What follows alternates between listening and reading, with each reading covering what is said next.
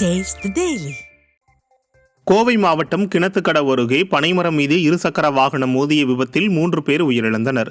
சிங்கையன்புதூரைச் சேர்ந்த நண்பர்கள் 3 பேர் நள்ளிரவு கிணத்துக்கடவு பகுதியிலிருந்து தங்கள் ஊருக்கு இருசக்கர வாகனத்தில் சென்றபோது கிணத்துக்கடவு சொக்கனூர் சாலை வளைவில் கட்டுப்பாட்டை இழந்த இருசக்கர வாகனம் சாலையோரம் உள்ள பனைமரத்தின் மீது மோதியது. இதில் பலத்த காயமடைந்த 3 பேரும் மருத்துவமனைக்கு கொண்டு சென்றபோது பரிசோதனை செய்த மருத்துவர்கள் 3 பேரும் வழியிலேயே இறந்துவிட்டதாக தெரிவித்தனர். கடலூர் மாவட்டம் நெல்லிக்குப்பம் அருகே மளிகை கடையில் குளிர்சாதன பெட்டி வெடித்து 3 படுகாயமடைந்தனர். வாழப்பட்டு கம்பர் நகரைச் சேர்ந்த சண்முகம் என்பவருக்கு சொந்தமான மளிகை கடையில் இருந்த ஃப்ரிட்ஜ் திடீரென பலத்த சத்தத்துடன் வெடித்து சிதறியது. தகவல் அறிந்து சென்ற தீயணைப்புத் துறையினர் தீயை அணைத்து கட்டுக்குள் கொண்டு வந்தனர். இந்த விபத்தில் 3 படுகாயமடைந்த நிலையில் மருத்துவமனையில் தீவிர சிகிச்சை பெற்று வருகின்றனர். ஈரோடு மாவட்டம் அந்தியூரில் தைப்பொங்கலை முன்னிட்டு கால்நடை அலங்கார கயிறுகள் விற்பனை அமோகமாக நடைபெற்றது. பொங்கல் விழாவை முன்னிட்டு அந்தியூர் மற்றும் சுற்றுவட்டார பகுதிகளில் கால்நடைகளுக்கு தேவையான அலங்கார கயிறுகளான மூக்கு கயிறு, முகக்கயிறு, தாம்பு கயிறு உள்ளிட்ட கயிறுகள் பல்வேறு வண்ணங்களில் விற்பனைக்கு வந்துள்ளன. மேலும் சலங்கைகள், மணிகள் ஆகியவற்றின் விற்பனையும் தீவிரமடைந்துள்ள நிலையில் விவசாயிகள் ஆர்வமுடன் வாங்கிச் சென்றனர்.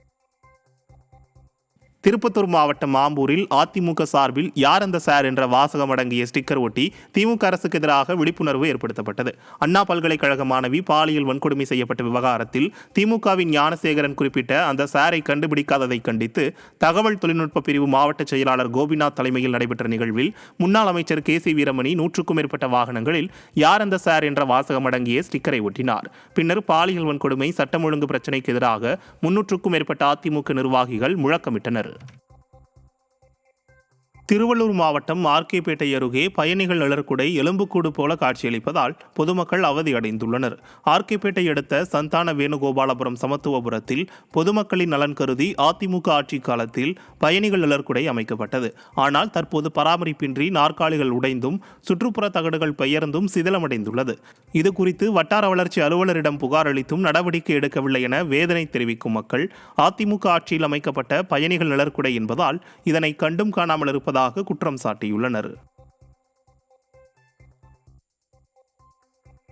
திண்டுக்கல் மாவட்டம் சின்னாலப்பட்டி அருகே போலீசார் மீது சரக்கு வாகனம் மோதிய சம்பவம் பரபரப்பை ஏற்படுத்தியுள்ளது. சின்னாலப்பட்டி அடுத்த பெருமாள் கோவில்பட்டியில் ரோந்து பணியில் ஈடுபட்டிருந்த காவல்துறையினர் மீது அவ்வழியாக அதிவேகமாக வந்த சரக்கு வாகனம் மோதியது. இந்த விபத்தில் போலீசார் 2 காயமடைந்த நிலையில் 3 இருசக்கர வாகனங்கள் சேதமடைந்தன. இது தொடர்பாக சரக்கு வாகனத்தை ஓட்டி வந்த பெருமாள் என்பவரை பிடித்து விசாரணை மேற்கொண்டுள்ளனர். தற்போது இந்த விபத்து குறித்த CCTV காட்சி வெளியாகியுள்ளது.